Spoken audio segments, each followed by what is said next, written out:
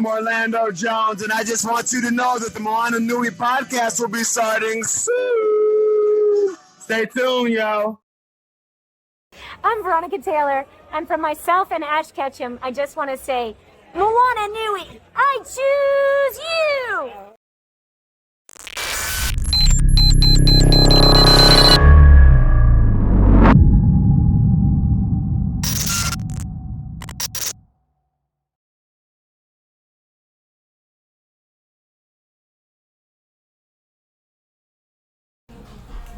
Okay, welcome to Moana Nui Podcast. My name is Alan Z. And my name is Jay. Hi, nice to meet you. And we have Rachel True. Hello. I guess I'll start it off. So I want to jump right into Half and Half and that era. So yes. For you, like, what was it like to be part of like the golden era of UPN before CW took over? That's a good question, actually. Honestly, at the time, if I'm being 100% honest, it was, first of all, one, amazing to be number one on the call sheet of a sitcom. I mean, every actor strives and wants to be number one. Black actors are rarely a number one, or were at that time, I should say. It's changed now. So that was fantastic, and I love being silly and entertaining people. The second part is, though, I came out of the 90s from doing movies, and back then, TV and movies were super separate. You know, one was more prestigious than the other. It doesn't really matter because they were all the same. But that was my first real foray into doing television. And so to be able to do it and be number one on the call sheet was amazing. That said, I feel like UPN, like, you know, CBS owned UPN, and I think they treated us like a second stepchild, to be 100% honest. That's my truth about that. They paid us less, they gave us less attention, less press, and sometimes it seemed like we were an afterthought. But like a lot of networks, they built their they built their network up on the backs of black people, just like WB had done when it first started. So it kind of made sense. It all folded into WB at a certain point. But I did say, like, oh, I get it. It's the end of Us and the beginning of Pretty White Teenagers, and I was not wrong. Yeah. Right, called it. Yeah. So But there is a little more diversity on those shows now, at least. So it's not just Pretty White Teenagers. Yeah. Sidebar to that. Yeah. I know you mentioned movies, so I wanted to jump into your film career. So the CB4 being like one of the breakout roles for you, you know, could you walk us through how you met Chris Rock and, you know, how that led to your audition? Oh, you know what? I did have a leg up in that, actually. I'll fully admit this. But I met Chris Rock because I was working as a dialogue coach with Raven Simone. Right after the Cosby Show ended, Raven Simone was doing her own new pilot TV show. It was filming on the Saturday Night Live soundstage because they were off for the summer. So I think the first time I met Chris, I had these two little children that I was dialogue coaching, Raven and the other boy on the show. And Chris just happened to be stopping by, and he said hello. And so that's how we met. Now that's why I say I had a leg up, right? Because if I just auditioned for it without meeting him, would I have gotten it? Maybe, but maybe not. But also, I bring that up to say life is random. You know, you never know where you're going to meet someone is the truth. And how you respond to them in that moment, like, I was probably nice to him. And so he went, oh, okay, we'll read her for this movie. Whereas a lot of times people meet strangers and maybe they're a little like gruff with them or this or that. And you never know. Here's my thing, you just never know. Right. I'm not saying be nice for the sake of moving ahead. I'm saying be nice to everyone because that's how you like to be treated. Right. And if some of those people happen to be people who can help you, even the better. More the better. You know, that's really the truth. I don't know if you ever read Michael Caine's book on acting. Yeah. There was a section where he talks about like you have to be nice to, like, when you're acting 24/7. So like that's true. Being friends with like the bus driver could lead to something, because if you're a dick to him, he could be the cousin of the director of the, and you just don't know how the That's world very works. true. Again, I say we shouldn't be nice to people just because they could possibly help us. That's very right, and because that's manipulative, Yeah. right? Yeah. And we don't want to do that. We want it to be organic. Yeah. So I would say that I've had luck in terms of that in my career, just organically meeting people, Yeah. not being an asshole, Yeah. Exactly. which is helpful. Not that I'm not, sometimes I am, but generally I like people, you know, so be friendly. And then you just never know. The guy, when I was working on The Craft, the guy who picked us up, he was a production assistant at PA. So you're the lowest on the totem pole, basically. Yeah. He was picking us up in his very beat up car, me and Nev. And then 2 years later, he had an office at Sony. Right? So, Yeah. that didn't actually help me. He never called me in, but my point is, what if I'd been a real asshole to him? You're just a PA picking me up. I don't Right. think like that at all, by the way. But at all, don't take that soundbite and make it sound like I'm Right. gonna. Right. But I'm saying, what if we treated him like a servant instead of a peer? Right. Yeah. You know, because for all I know, he might have called me in on his projects, and I just don't Yeah. know it because he's all head at the top now. Right. So yes, I wouldn't say you're acting 24/7, Well, not, but you. well, I yeah. mean, like you're in the career 24/7. Like You in the are field, absolutely because in what the you- career. Yeah, like what you say and what you put out in the world, it's gonna reflect back on you because it's gonna ultimately like. Someone's gonna be in the room and be like, "Well, do you like her? Well, she's kind of mean to me." That's so right. In fact, for people who want to be actors out there, they all talk to each other. Yeah. They all call each other and say, "How was Rachel on set? Was she an asshole Yeah. or was she cool to work with?" Because I don't want to be stuck with an asshole for 8 months out of the year. Yeah, yeah. And so sometimes the better actor might actually not get it because That's they true. have a rep for being difficult and nobody wants to be around that. That's true. And I want to, you didn't ask, but I want to kind of segue this to, the lovely Julian Sands, who is, he went hiking, he was missing for quite a while, and they just found his remains, so, rest in peace, the lovely Julian Sands. He was the warlock, he was all these great roles, he was so fantastic. Spent time with him. My very first convention was with Julian Sands. And I was so nervous, because just meeting people, and I didn't also grow up hugging. So, the whole convention thing really threw me off where I got, anyway. Julian said to me one day, he said, "Oh, darling, Rachel, it's like this." He said, "Darling, it's like a 2-minute play you're putting on for them. Mm-hmm. It is a 2-minute play for an audience of 1. And you give them your full attention. Your full attention." And he's so right about that. Whether it is a movie you're doing where you're giving your full attention to your scene partner, right? Locked into you, there's a camera right there, but I'm talking to you. Right. You have my attention. It's kind of the same way when I do these because I overstand. I like the word overstand. It makes more sense than understand. So I overstand that these are people who've spent their own money, their hard-earned money to come here, and their hobby is movies and all of this. So I want to give them the best experience that they can and something to remember, Yeah. So I like to chit-chat a little bit when they come by. No, for sure. And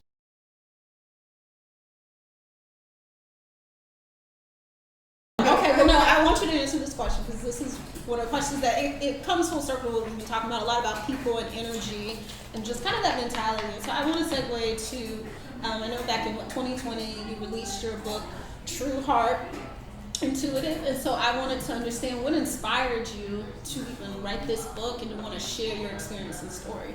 Well, thanks for the question, because a couple of reasons. One was, I have always loved and utilized tarot as a way to therapize myself, right? I call it on the back of the box a shrink in a box for a reason, because it's such a great tool for that. So it's something I was introduced to at 8 years old. A friend of my parents came over and they gave me a deck, and I was looking at the images on the deck and I went, I know this. And then I circled back to the books that I pulled down from my father's library, and it was Carl Jung's Man and His Symbols and Nietzsche's Beyond Good and Evil. Those are the two books when I was in foster care from 0 to 4. When I went to go live with my dad, those are the two books I pulled down, and I would mostly for the images, right? Of course, but I could read at that age. But I was probably just looking at the images. So when I got the tarot deck a few years later, I went, this is the same. This is what they were talking about in that book, and this is a language I could learn to understand. Is what I realized with tarot. So it was just a passion of mine through most of my life, and I used it to self-soothe and calm myself down in moments where I was like, what's happening? Which is a lot of the time. So it was a tool for me. And so I decided to write the book. It just kind of came up organically.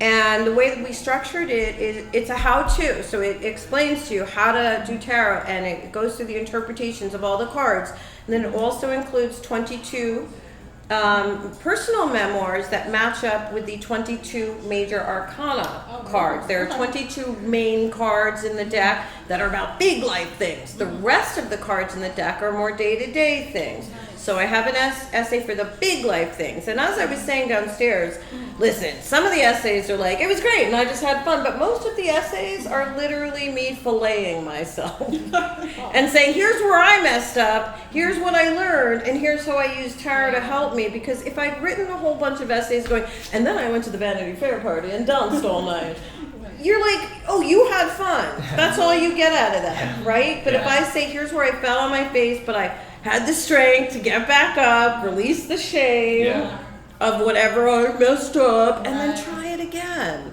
So I just wanted to pass on something, like it really helped ground me. Again, when I was younger in Hollywood, I was usually the only black person in the movie. Only me, by myself, no allies. Even if they thought they were not. So having a tool like tarot that I could go in my trailer and just go, oh, okay, and use it to settle things out. Because yes, can you use it for, you can use it to develop your intuition too. Absolutely. And by that, I mean, we all have gut intuition, right? Our ancestors had gut intuition. Oh, there's a big snake behind me. That's all it is. And I love that you're asking this, because when I first was talking about tarot, a lot of my peers, especially my black peers, were like, tarot, no, you're the devil. And I was like, I hear you, but that's a real 1950s outdated white man's view. Forgive me, but that's my truth on that, of what it is. And also religion, which is a beautiful thing, has also been used to yoke and control us black people for quite a while. So I will let you all fill in the rest, but my thing with bringing it out was I know that a lot of my peers in Hollywood are going to judge me and make fun of me and all of that for it, but I don't care. What do I care? This is my passion, and it's helped me. If it helps one other person out there, then it's worth. And it has. I've gotten great response for it. I'm working on a second book that I just sold to Hachette, and it's going to basically be a handbook. Well, this is the name right now. It's not going to be the official name. It's Handbook for the Highly Sensitive. A lot of us are highly sensitive, or we're empaths even, right?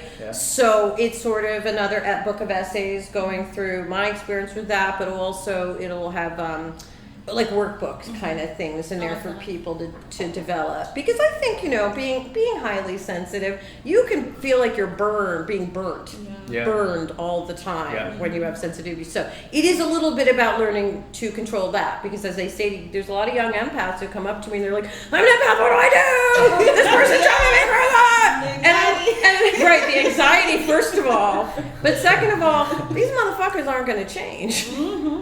It's us who have to use whatever tools we have, whether it's tarot or church or whatever it is, to get that strength in ourselves. But other people aren't going to change. And that is a little controlling of us to want to say, you must think like I do, right? But the anxiety levels among young empaths are very overwhelming. So that's something I'd like to help people through. And I'd like to write the book that I wish I had when I was younger. I was going to ask you about that, like just being able to see from now when you were, like you said, a child, and you finding tarot and finding more of yourself and understanding, and just seeing like the young women today, especially black women, because I had my first tarot reading actually about 6 months ago. I know, and that's adorable though. I love that you were open to it. Yeah, and it's something I have been wanting to do for years, but I was still, like you said, sometimes I had fears from what people have told me. That's what I 1,000% understand that. But as I always point out, they are paper cards printed in China. It's not so magical. The magic is in what that image unlocks in you. In the experience. Right. Yes, it's the experience of the reading too, but it really is what that image unlocks in you, because what you see in an image is going to be what it evokes in you. on a visceral level is going to be completely different than what you see because your experiences are different, and I'm going to see something different.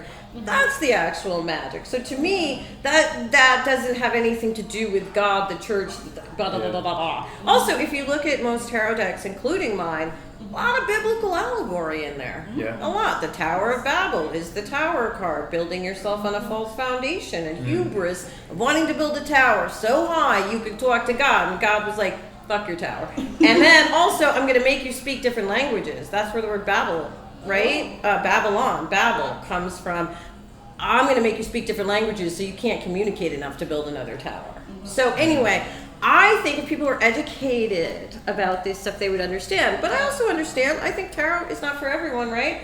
But for me, I think it kind of is. It's just a great way to therapize yourself and give you tools to move forward. All right, so more questions. Sorry, I'm babbling on too long. No, this was good. Okay. Yeah, you can go. That was a big one for me. Thank you. Okay, so I read one of your interviews about like your issues with ageism in the entertainment industry. So like, when it comes to roles that you would like to see older Black actresses play, what would some of them be versus what they're offered to you now? Well, I'll say this, like things have changed a lot since I first started, right? Like, again, older actresses back then, when I was young, were kind of relegated to grandma and that's it. Right. And that was it, there was no in between. I will say things are a little different now. But I do think ageism will always play a part in Hollywood. Like, the producer of The Craft, about a year or two after it came out, I guess he'd found out my age, and I saw him, ran into him on Sony at the lot, and he was like, found out your age, and I don't know, I guess I wouldn't have cast you if I'd known your age, but you were so right for it. So that's ageism, you know, in Hollywood. And the thing is, I don't even look the oldest in that movie. You look great. That's what I'm like, what? I mean, I'm not pointing fingers at anyone else. I'm just saying I don't look the oldest. So I'm not the issue. And I also think that movie matched up perfectly with me and where I was mentally too. Yeah. I've always been a little silly. And so being able to play a little younger and look at those experiences I had but through a new lens. So as far as roles I'd like to see older women play, just anything, just not being relegated to a non-sexual, non-alive person who was only, little Timmy, here's your thing. I'm just the grandma. I'm just some wisdom. I'm just here to pass on some wisdom.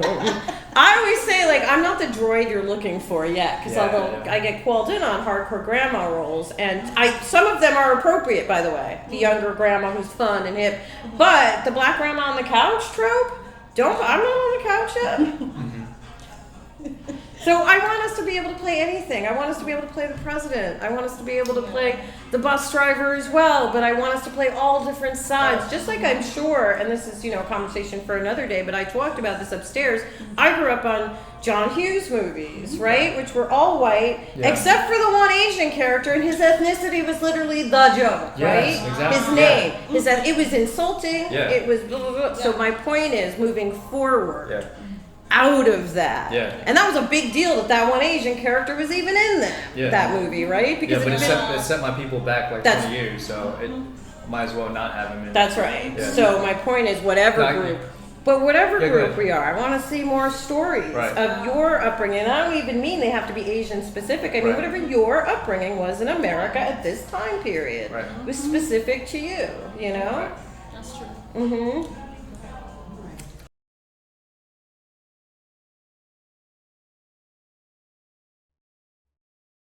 Aloha mai kako. Welcome, everyone.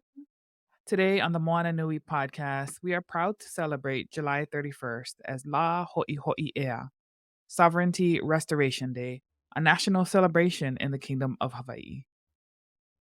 Hawaii has long been a strategic point on the global map. Some may know about the illegal occupation by the U.S. in the late 1800s, but even fewer are aware of the first illegal occupation in 1843. By the British. Contending maritime powers in the 19th century, principally England, France, and the US, recognized the strategic importance, and by the 1840s, Rear Admiral Richard Thomas, commander of the British squadron in the Pacific, sent Lord George Paulet to Honolulu to protect British interests. On February 10th, 1843, George Paulet, the captain of the British frigate Carrisford, landed in Honolulu Harbor. He had heard complaints from the British consul and rumors of land disputes. Without any authorization, Paulet declared the islands as British territory. Paulet then threatened King Kamehameha III, also known as Kauikeaoli, burned all Hawaiian flags, then placed himself and a military group in charge and restricted trade in the port. Such desecration and disrespect. While Kamehameha III and his ministers objected, they formally ceded sovereignty to avoid violence. I think we've heard that one before. Now, this occupation lasted 5 months. So here's the question. Who is George Paulet? Mr. Paulet was an officer of the Royal Navy. He served in the Portuguese Liberal War, the Spanish First Carlist War, and protected British interests and property. As we now know, he served in the Pacific Station, where he took quote-unquote unofficial action to occupy Hawaii. But even after that, he went on to serve during the Crimean War and received a number of awards and was promoted through the ranks at the rank of full admiral. Makes you wonder what discipline looks like in Britain, right? How does an officer of their military take this kind of action and still be rewarded with future assignments and an actual award? In any case, Great Britain had already recognized independence, and France had promised to do likewise. Protests mounted in the islands, but this provisional cession to Paulet was also received with consternation in foreign capitals. Eventually, Admiral Thomas himself arrived in Honolulu on the frigate Dublin on July 26, 1843. He went to Hawaii to assure Kamehameha III of the English government's good faith. Great Britain declared Paulet's actions to be unauthorized, and on July 31st, the Hawaiian flag was raised once again. On the afternoon of July 31st, 1843, Kamehameha participated in a service of thanksgiving at Kawaiahao Church, where he shared the phrase, "Uamau ke ea o ka'aina i ka pono." Translated as "the life of the land is perpetuated in righteousness," which eventually became Hawaii's state motto. In 2022, the Hawaii State Legislature designated La Ho'iho'i Ea as an official state holiday to be observed on July 31st. Kamehameha III first established the Sovereignty Restoration Day in 1843, after that illegal occupation. Today, Native Hawaiians continue to advocate for autonomy against what is seen as an ongoing occupation by the United States. Kumu Hinale Wongkalu, a leader and advocate for Kanaka Maoli language and cultural preservation, put it best. The reason we continue to educate and empower our people is because we want a healthy and thriving, not only Hawaii community, but everyone else who lives in Hawaii as well. I would also say that it's important to educate anyone, regardless of where they live, so that they can really understand, appreciate, respect, and advocate for the continued support of Hawaii to reclaim its sovereignty. So there you have it. July 31st is Sovereignty Restoration Day for Hawaii, to celebrate the reclamation of our kingdom from the British government. As our king once proclaimed, and was made even more infamous by Brother Israel Kamakawiwo'ole, "Uamau ke ea o ka'aina i ka pono." The life of the land is perpetuated in righteousness. To learn more about Kanaka Maoli and Hawaii history, tune in to the Moana Nui Podcast Kuleana series, which you'll find on your favorite platform with sponsorship from Papaola Lokahi. Mahalo.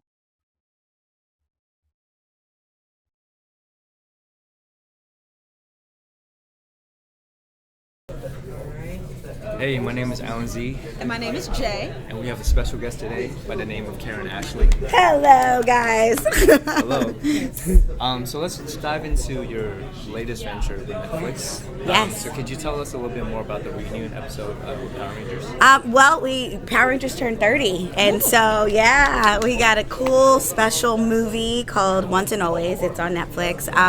But no, it was cool. We knew that they were going to do something for the 30th anniversary. We didn't know what. We never know what. And so it was very cool to find out that it was going to be a Mighty Morphin episode, and that they were going to try to bring back as many of the original Mighty Morphin team as they could. And we got to go to New Zealand, and we got to shoot it, and we were super excited. We knew it was going to be, we knew early on that it would be a love letter to Trini, and me personally, because I literally shared the same costume she wore. Like, we were, I always felt like we were connected no matter what, and I always admired her as an actress and as a woman, so I thought it was well overdue. Like, we lost her in the early 2000s, so for us, personally, we were very excited to know that they were going to continue her story, and we didn't know about them introducing her daughter until way later, but it was just really cool that they were going to do a whole episode dedicated to her. Wow. Yeah.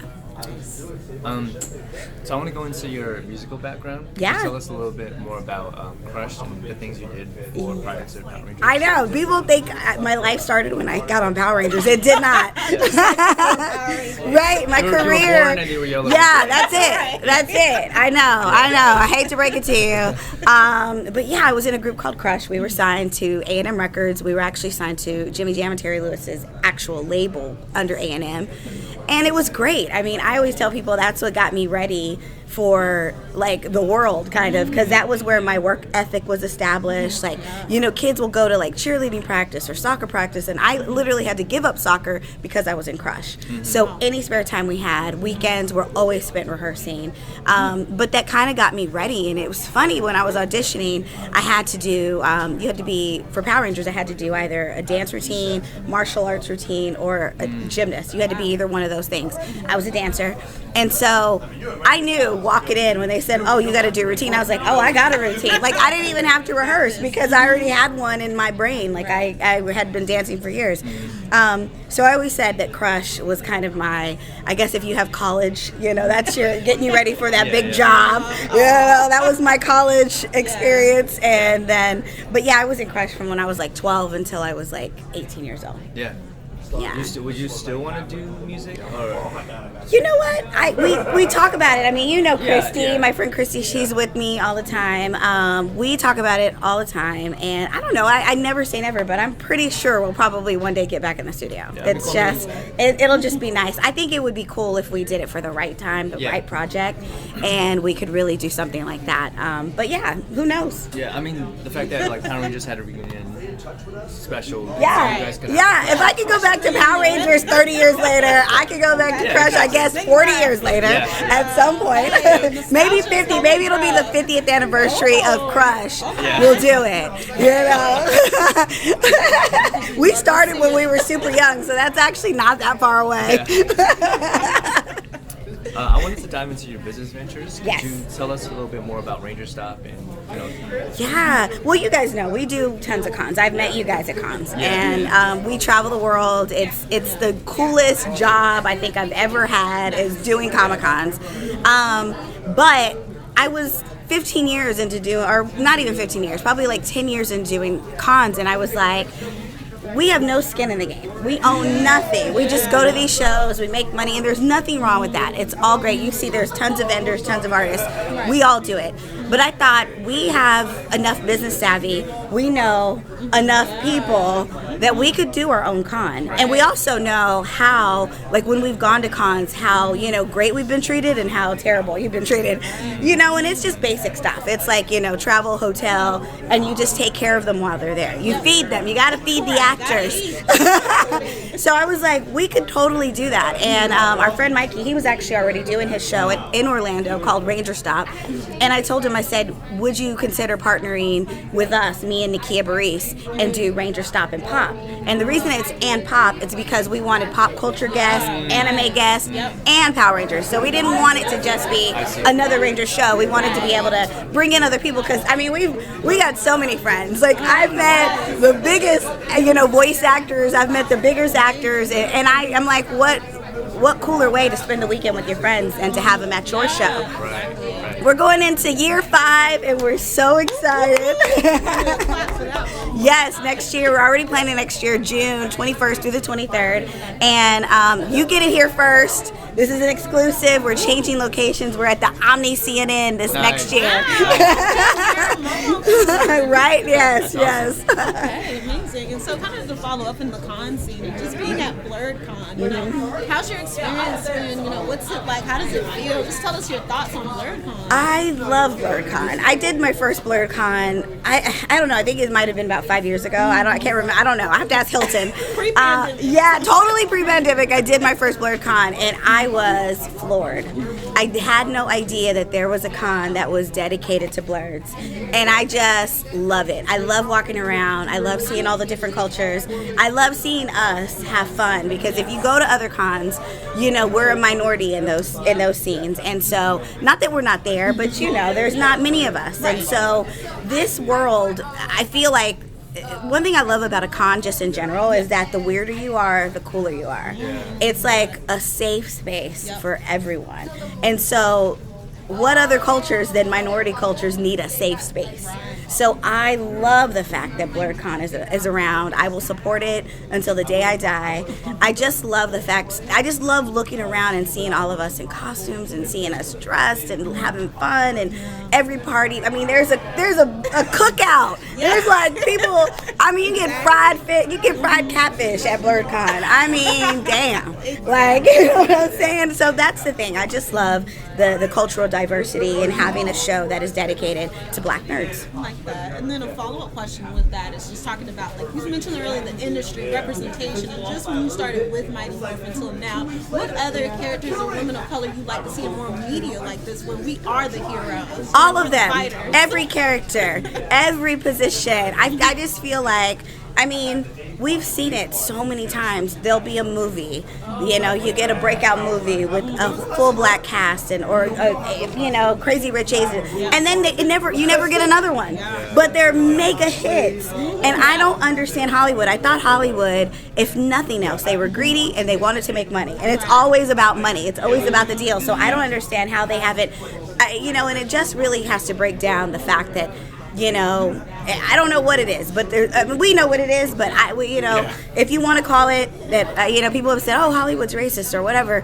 Well, you got to think about it. Like, if you don't want to make money, and that these shows and these movies and all of this creates a huge revenue for their studio, and then you still don't do it, and you can imagine a dinosaur flying through the air, but you can't imagine.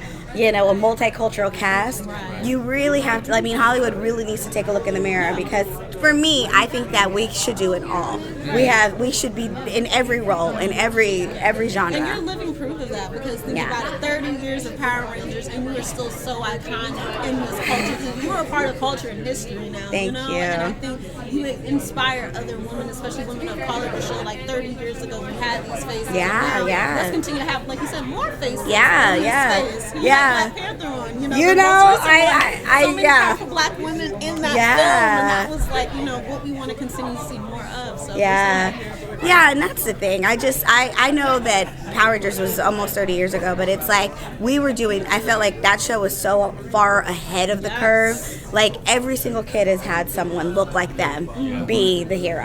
And that's huge. And they've been doing it for 30 years, and so I just need Hollywood to catch up. And I mean, even like as accomplished, like you think about Cree Summer, she's so accomplished. Like, I was looking at I was like, dang, I didn't realize she did that character and that. I mean, it's like it doesn't end. But think about the industry as a whole, voiceover. How many other Black women have that kind of, there's hardly anyone else. So it's like every industry still needs work. And hopefully, with us doing this and shows like BlerDCon being so successful and different, movies coming out, hopefully that one day it'll change. Right. Or we start producing our own stuff. I was going to go into that with that. Could you talk about, like, your which I don't know. I know there's some stuff that like you don't want to disclose, but in terms of like writing and producing your own work, you want to tell us about that? Well, you know what? I've been doing that for years, and we. It's funny because a friend of mine, I remember I first got to Hollywood, and I'd done Power Rangers, and I had done a few other shows, but still I wasn't getting the calls that my white girlfriends got. Like they would get 10 auditions a week, and I'd get one, and so it was very frustrating. And so one of my good friends, he was like, instead of sitting there and being, depressed or whatever it is you're going through, he goes, why don't you write your own characters? Why don't you produce your own films? And that statement changed my life, because I was like, why am I not doing it? And I encourage people all the time, especially now. You got YouTube, you've got Facebook. I mean, you got every kind of medium that you could release your own film on. Yeah, exactly. And like most of our phones are digital videos, so it's like exactly if you just light it right, spend some money on some good lighting, that phone could capture the HD quality film that you needed to catch. So it's just one of those things where I encourage everyone to do it, and I've been doing it for years, and I've got a few projects in the pipeline, and it's crazy because we're pitching them, and even now it's still, again, hard to get in the rooms that we need to get into, but I just keep going. We just got to keep pushing, and if one of us gets in and one of us is able to do it, then hopefully they reach back and pull some of the other ones, but I understand it takes time, but we're working on it. Yeah, for sure. And thank you for being a part of the work. Thank you. So we appreciate you. Thank you. Thank you so much for your time today. Yeah, thank you. Tell them a little bit about your current show that you have. Yes. Oh. We were just begging. See, leave it up to Dana, one of our producers, to remind me to plug my own podcast. You guys watch the BOP, the Blurred Official Podcast, every Tuesday.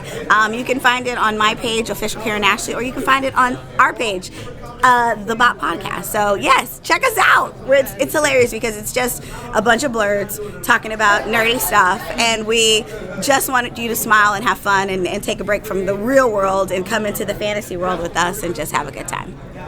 Check it out. Oh, and you can find me at Karan Ashley. You can find me at Official Karan Ashley, and you'll find me. I'm all over the place, and I'll be in a city near you or a country near you very soon. Thank you. It's more than time.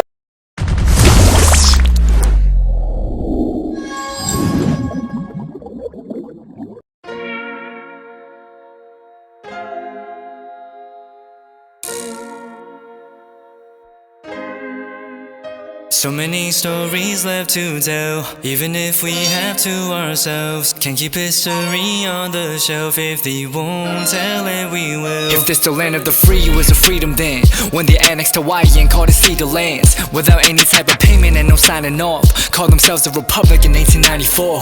1.2 million acres overtaken from the native Hawaiians. When they resisted, the West retaliated in violence and erasure. The Hawaiian language was banned as part of colonialism's plan to expand, Stuck between a rock and a hard place. Multiple bombings of Kaho'olawe as a part of their ongoing war with Asia. Used it as a place for target practice. No consent or compensation. Colonizers call for annexation. No work out for all the locals. School will never let you know. So many stories left to tell, even if we have to ourselves. Can't keep history on the shelf. If they won't tell it, we will. Too many stories left to tell, even if we have to ourselves. Can't keep history on the shelf. If they won't tell it, we will. We will. So if we put Hawaii into perspective, well, Black and Asian history is interconnected. Considering the fight with the Pacific, then of course versus Asia, they was treated as a middleman for war, but didn't let the Western colorism run its course. Cause dark skin was a sign of dignity to core. The land was taken in the name of capitalism, when prior to it was an actual kingdom. Clap back at the system. Stuck between a rock and a hard place. Multiple bombings of Kaho'olawe as a part of their ongoing war with Asia. Used it as a place for target practice. No consent or compensation. Colonizers call for annexation.